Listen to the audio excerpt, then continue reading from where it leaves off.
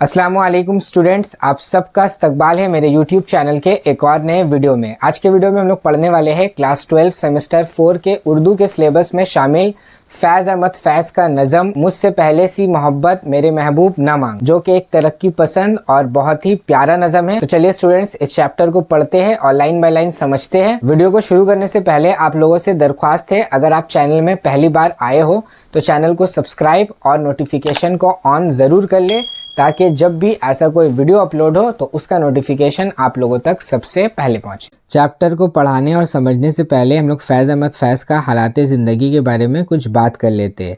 फैज़ अहमद फैज़ का असल नाम फैज़ अहमद खान है और तखल्लुस फैज़ है। 13 फरवरी 1911 को सियालकोट पंजाब में इनका पैदाइश हुआ था। इनके वालिद का नाम सुल्तान मोहम्मद खान है। 1931 में गवर्नमेंट कॉलेज लाहौर से ये BA पास किए थे अरबी ऑनर्स में। इसके अलावा 1933 में MA किए थे अंग्रेज़ी में और 1934 MA किए थे अरबी में। दूसरा जंग अज़ीम के दौरान जो 1942 में हुआ था बाहैसियत कैप्टन फ़ौज में मुलाजिम भी थे। 1959 में पाकिस्तान आर्ट काउंसिल लाहौर का सेक्रेटरी भी इनको बनाया गया था और 1964 में अब्दुल्ला हारून कॉलेज कराची के प्रिंसिपल भी ये मुकर्रर हुए थे। इन सब के अलावा ये कम्युनिस्ट पार्टी के एक मेंबर भी थे, जिनकी वजह से इन पर झूठा मुकदमा भी चलाया गया था, जो आज तक रावलपिंडी साजिश केस के नाम से मशहूर है। बगावत के इल्ज़ाम में पहली बार 9 मार्च 1951 में और दूसरी बार दिसंबर 1958 में ये जेल भी गए थे। 1962 में हुकूमत रूस यानी रशिया की तरफ से इन्हें लीनियन पेस प्राइज़ से नवाजा भी गया था। फैज़ ने उर्दू शायरी को, उर्दू अदब को बहुत कुछ दिया है, जिसमें नक्श फरियादी, दस्त सबा, जिंदा नामा और दस्त तहसंग उर्दू अदब को फैज़ का देन है। फैज़ अहमद फैज़ का इंतकाल 20 नवंबर 1984 के दिन हुआ था। चलिए अब हम लोग चैप्टर को शुरू करते हैं और पढ़ते हैं नज़म फैज़ अहमद फैज़ का मुझसे पहले सी मोहब्बत मेरी महबूब न मांग। इसके लिए आपको अपना टेक्स्ट बुक का पेज नंबर 181 खोलना पड़ेगा। आप अपना टेक्स्ट बुक का चौथा सेमेस्टर का क्लास 12 का जो आपका टेक्स्ट बुक है 181 पेज नंबर जब खोलोगे तो आपको वहाँ पे फैज़ अहमद फैज़ का नज़म मुझसे पहले सी मोहब्बत मेरी महबूब न मांग आपको स्क्रीन में दिखता भी होगा। तो चलिए एक एक लाइन पढ़ते हैं और समझते हैं। पढ़ने से पहले आपको बता दें कि फैज़ अहमद फैज़ जो है वो एक तरक्की पसंद शायर है। तरक्की पसंद शायर हमेशा गरीबों की हिमायत में शायरी करता है और अमीरों का खिलाफ करता है। यानी हमेशा तरक्की पसंद शायर जो है गरीबों के ऊपर होने वाला जुल्म सितम को बताएगा और किस तरीके से उस ज़माने में अमीर लोग अपना दौलत का घमंड पे गरीबों के ऊपर जुल्म किया करते थे और गरीबों को किस तरीके से उस ज़माने में जबरन जुल्म सहना पड़ता था, किन किन वाक़यात से, किन किन हालात से, कौन कौन सा सिचुएशन से उन लोगों को गुज़रना पड़ता था। ये तमाम चीज़ एक तरक्की पसंद शायर अपना शायरी में पेश करता है। तो जैसा कि आपको बता दिए कि फैज़ अहमद फैज़ एक तरक्की पसंद शायर है, तो फैज़ अहमद फैज़ का नज़म में भी आपको यही चीज़ देखने को मिलेगा कि किस तरीके से उस ज़माने में गरीबों के ऊपर जुल्म होता था और किस तरीके से अमीर उस ज़माने में गरीबों के ऊपर जुल्म करते थे। क्योंकि आपको पहले बता दिया कि फैज़ अहमद फैज़ एक तरक्की पसंद शायर है और तरक्की पसंद शायर ज़्यादातर अपना शायरी वगैरह में यही चीज़ को अपनाता है। तो नज़म का मौजू जैसा कि आपको पता है, मुझसे पहले सी मोहब्बत मेरी महबूब न मांग। पहला लाइन यही लिखा हुआ है, मुझसे पहले सी मोहब्बत मेरी महबूब न मांग। यानी शायर अपना महबूब से ये इल्तिजा, ये रिक्वेस्ट, ये दरख्वास्त कर रहा है कि जिस तरीके से वो महबूब को पहले मोहब्बत करता था, प्यार करता था, उस तरीके से वो अब अपना महबूब को प्यार मोहब्बत नहीं कर पाएगा। तो लिहाजा वो अपना महबूब से ये इल्तिजा, दरख्वास्त, रिक्वेस्ट कर रहा है कि अब उसका महबूब जो है उससे पहला जैसा मोहब्बत का डिमांड ना करे, पहला जैसा मोहब्बत ना मांगे, क्योंकि अब आशिक उस तरीके से मोहब्बत अपना महबूब को नहीं कर पाएगा। तो अब हम लोग नज़म में आगे देखेंगे कि आखिरकार ऐसा क्या वजह हो गया आशिक का साथ, जो महबूब को जिस तरीके से वो पहले मोहब्बत करता था अब वो उस तरीके से मोहब्बत नहीं कर पाएगा, जिसके वजह से वो अपना महबूब को बोल रहा है कि पहले जैसा मोहब्बत का डिमांड अब आप मेरे से मत करो, क्योंकि हम पहले जैसा मोहब्बत आपको नहीं कर पाएंगे। तो चलिए नेक्स्ट लाइन देखते हैं हम लोग। पहले हम लोग देख लिया, मुझसे पहले सी मोहब्बत मेरे महबूब न मांग, मैंने समझा था कि तू है दरखुशाए हयात। दरखुशा का माने क्या होता है? दरखुशा का मतलब होता है रोशन चमकता हुआ। शायर यहाँ पे अपना महबूब को बोल रहा कि मैंने समझा था तू है दरखुशाए हयात। हयात का मतलब पता है आपको ज़िंदगी, और दरखुशा का मतलब आपको बताया रोशन या चमकता हुआ।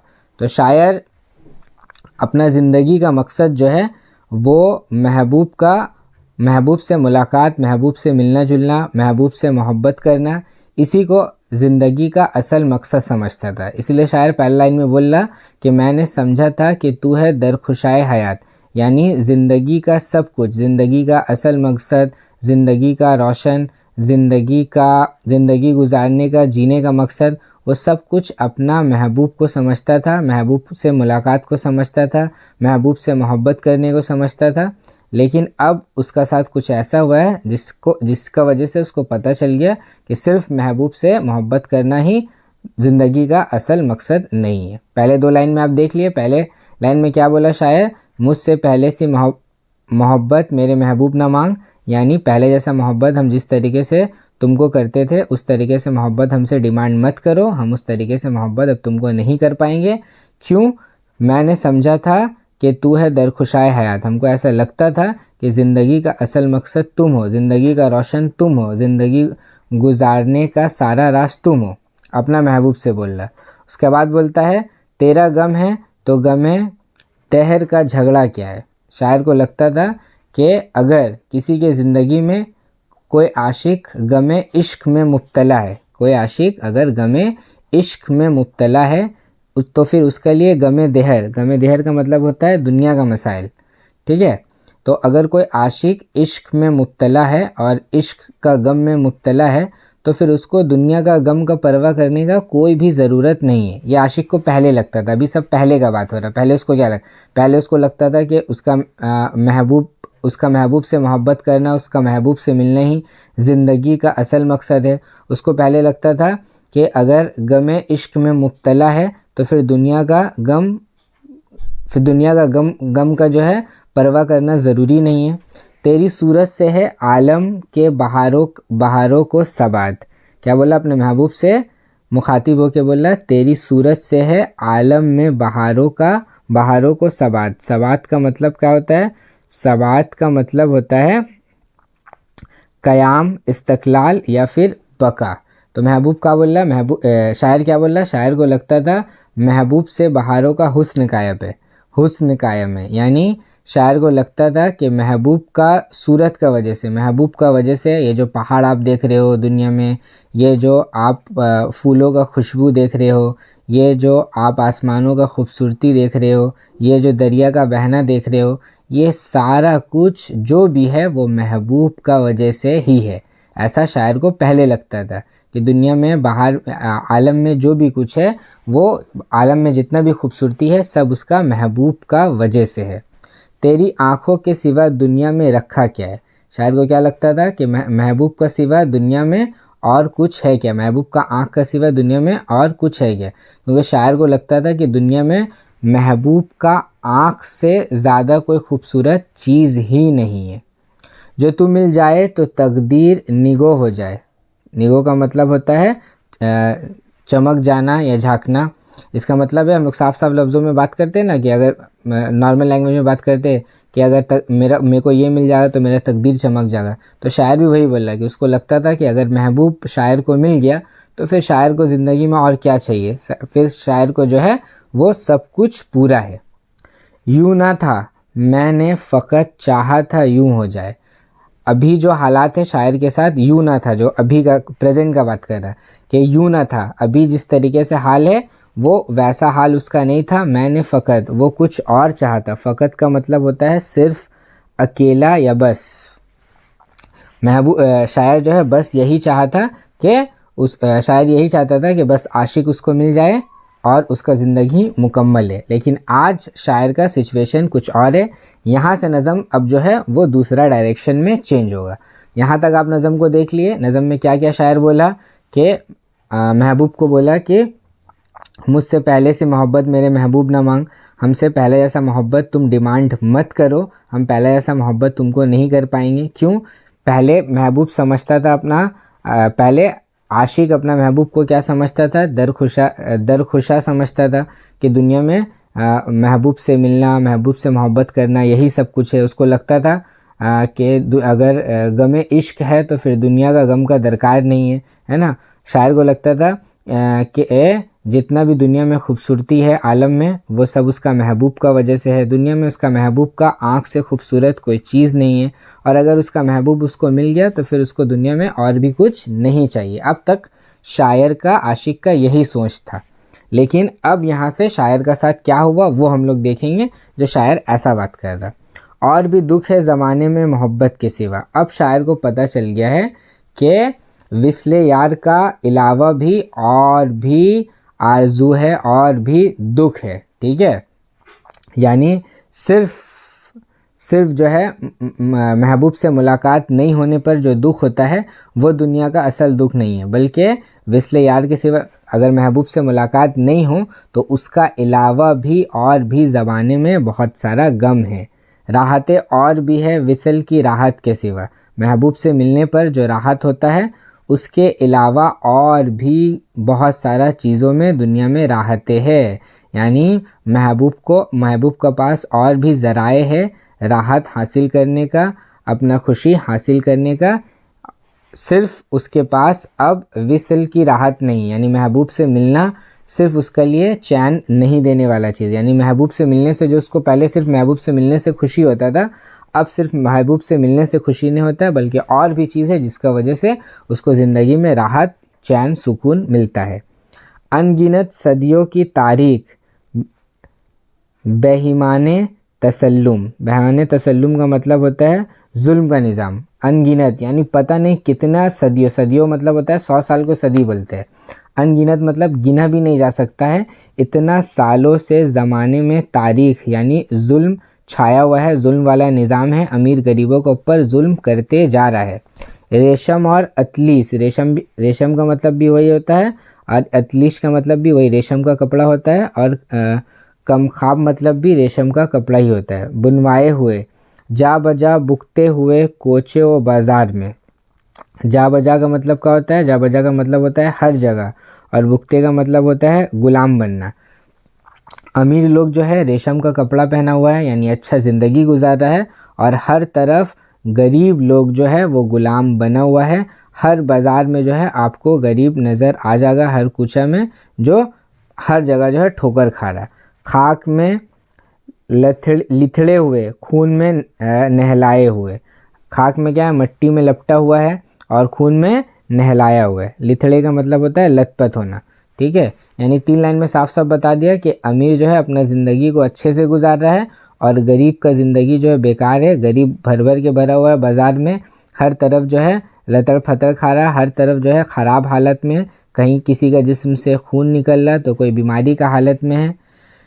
जिस्म निकले हुए अमराज के तनवाओं से, पीप बहते हुए गलते हुए नासूरों से। किसी का जिस्म से कोई जो है बीमारी में मुब्तला है, किसी का जिस्म से जो है पीप निकल रहा है, ज़ख़म जो है नासूर हो चुका है, एकदम ख़राब। लौट जाती है इधर को भी नज़र क्या कीजिए, अब भी दिलकश है तेरा हुस्न मगर क्या कीजिए।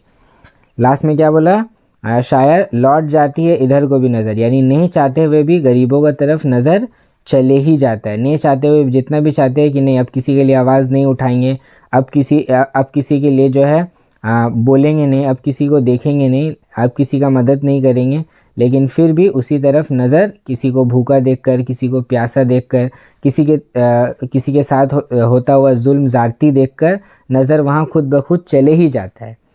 आगे क्या बोला शायर? अब भी दिलकश है तेरा हुस्न मगर क्या कीजिए।